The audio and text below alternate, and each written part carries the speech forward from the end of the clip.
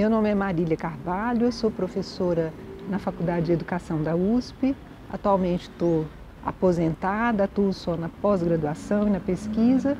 E eu venho estudando desde o final dos anos 1990, quando eu fiz meu doutorado, as relações de gênero na educação, principalmente na educação escolar e com dois focos principais.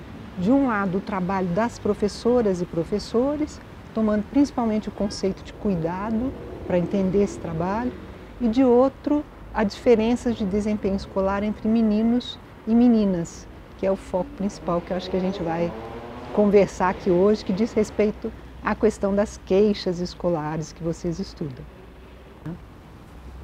Sobre o que está sendo feito a respeito disso, né? O que a gente pode fazer diante dessa situação? Na verdade, eu acho que a primeira coisa que a gente tem que tomar como tarefa é falar sobre isso. Porque, principalmente quando a gente pensa que os meninos é que deveriam ser o foco principal de ação, meninos negros e pobres, mas meninos em geral, uma discussão sobre as masculinidades, essa é uma discussão muito raramente encarada.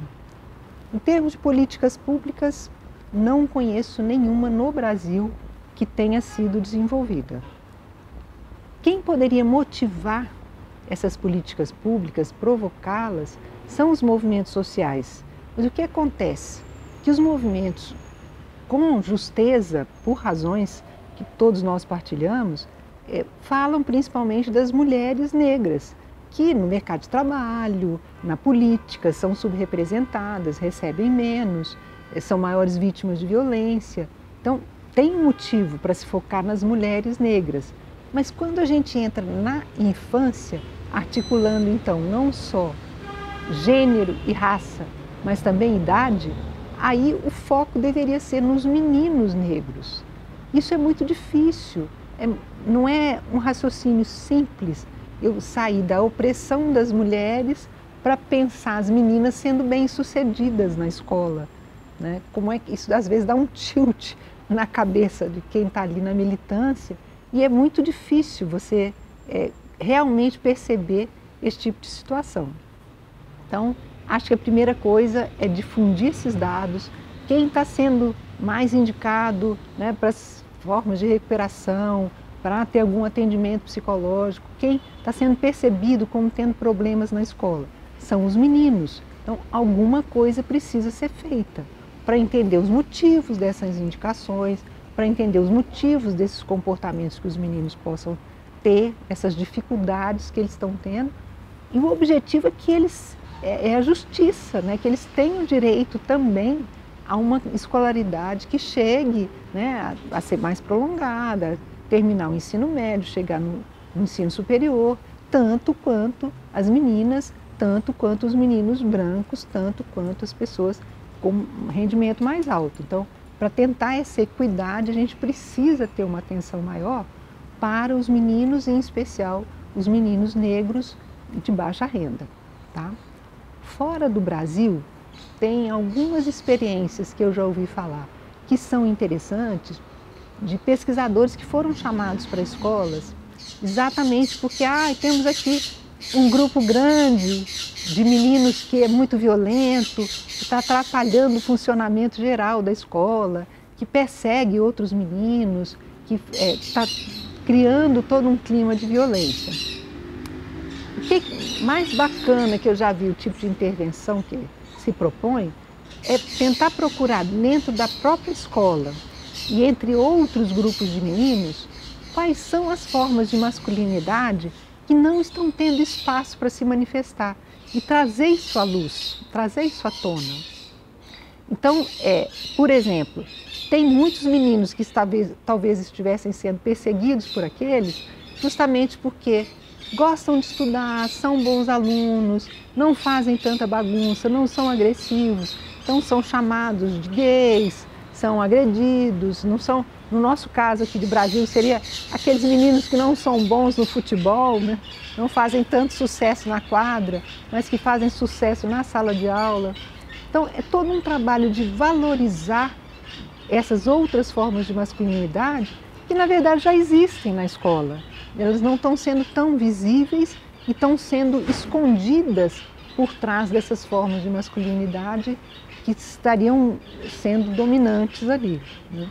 Então, essa linha de intervenção me parece muito interessante, porque ela é intervenção, mas ela não vem de fora, né? Ela busca dentro do próprio espaço escolar outras coisas que não estariam sendo tão visíveis e que poderiam, então, trazer alternativas de uma forma de ser menino e, ao mesmo tempo, bom aluno, né? As maritacas estão nos fazendo uma boa companhia.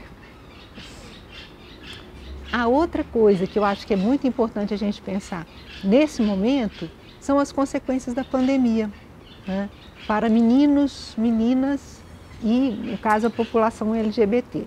Já posso mais uma vez dizer que não tem informações sobre alunos e alunas LGBT, QIA+, LGBT+, que, como foram ou não afetados pela situação da pandemia. Não saberia detalhar para vocês. Com relação aos meninos e as meninas, logo no início a gente vinha levantando uma hipótese que de certa forma se confirmou, que assim, quem já tinha vínculos mais frágeis com a escola seria o grupo mais afetado pela evasão, pela dificuldade em manter os estudos de forma remota e também no retorno agora ao ensino presencial. Ou seja, os meninos teriam mais dificuldade porque já eram, né, a posição deles na escola já era ali, estou quase abandonando. Muitos meninos a gente já encontra nessa situação. Já sou do contra, já tenho desenvolvido uma atitude anti-escola. Então, a minha possibilidade dessa criança ser atingida num momento de tanta reviravolta como esse é muito maior, né? E realmente o que a gente vem observando são primeiras impressões de estudos qualitativos que a gente está fazendo, de novo, em escolas públicas, na periferia, agora na periferia norte de São Paulo. O que a gente tem percebido? Durante a pandemia, as meninas ficaram muito sobrecarregadas, com mais tarefas em casa, né? Todo o trabalho doméstico ampliou-se, né? Mais gente em casa, mais gente para ter comida, as crianças pequenas sem creche, sem pré-escola, e elas ajudando as mães e as outras mulheres da família nesses trabalhos. E foram, ao lado das mulheres adultas, né, as maiores vítimas do aumento de violência que a gente observou nesse período também. Violência doméstica cresceu demais, né, com as pessoas convivendo mais ainda, estreitamente, sem alternativas, com toda a ansiedade e tensão que esse período só ampliou, né? Então, as meninas também estiveram muito envolvidas, né, vitimizadas por essa situação, mais do que os meninos. Também são, não vamos excluir tanto a violência física como a violência sexual. Os meninos também são vítimas, mas numa proporção um pouco menor que a das meninas. A ponto da gente observar em algumas escolas, coordenadoras nos relatarem, das meninas procurarem, eu quero voltar, eu preciso estar na escola, porque era esse momento de estar um pouco fora desse ambiente tóxico dentro de casa. Então, com o retorno, elas foram sim as primeiras a voltar com mais intensidade, com mais ânimo, né, para esse espaço escolar, que elas já viam como positivo antes aquilo que eu dizia de poder sair de casa, de estar num espaço entre pares, com pessoas da mesma idade, né, fazendo as coisas que elas escolhiam para elas mesmas. E com a escola também tem para elas um sentido de justiça maior do que outros lugares, porque a tarefa bem feita por uma menina ou por um menino, em geral, vai ser valorizada igualmente, coisa que nem sempre acontece em outros espaços, como a própria família, né, onde elas são mais silenciadas, menos valorizadas, tudo que elas fazem é mais criticado. A escola ainda tem um pouco mais de igualdade de oportunidades. Todas essas vantagens das meninas com relação à escola ficaram evidentes nesse processo todo, tanto de saída para o ensino remoto, como de retorno, né? Por outro lado, como a miséria cresceu demais, né? As famílias com taxas de desemprego altíssimas, muito mais membros da família estão sendo convocados para o trabalho. o trabalho remunerado, né? Então, se as meninas se sobrecarregaram com o trabalho doméstico, os meninos, rapazes, com o trabalho remunerado, de diferentes formas, em geral muito precárias, né? Ajuda, desde a entrega de bike, né? O entregador de bike, até o menino que ajuda na feira, né? As formas de bicos possíveis, ou vai ajudar o pai na construção civil onde ele trabalha. Então, a gente viu aumentar, sim, o envolvimento de crianças com idades cada vez menores em formas de trabalho, né, para obter renda, e aí mais dos meninos do que das meninas. Só acho importante retomar que, assim, essa explicação do trabalho para obter renda costuma ser muito utilizada quando a gente fala de maior evasão dos meninos, das maiores dificuldades escolares, e tem vários estudos mostrando que o trabalho sozinho não explica isso. Tá? Ele é um fator que atrapalha, não estou dizendo que é simples trabalhar fora e estudar, e que mais meninos do que meninas estão envolvidos nesse tipo de trabalho, as meninas mais com trabalho doméstico, né? Mas é muito pouco a porcentagem de meninos entre 10 e 14 anos, por exemplo, que trabalham fora, é muito menor do que a quantidade de meninos nessa idade com defasagem de terceira idade ou que já largaram os estudos. Então, é insuficiente pensar só no trabalho.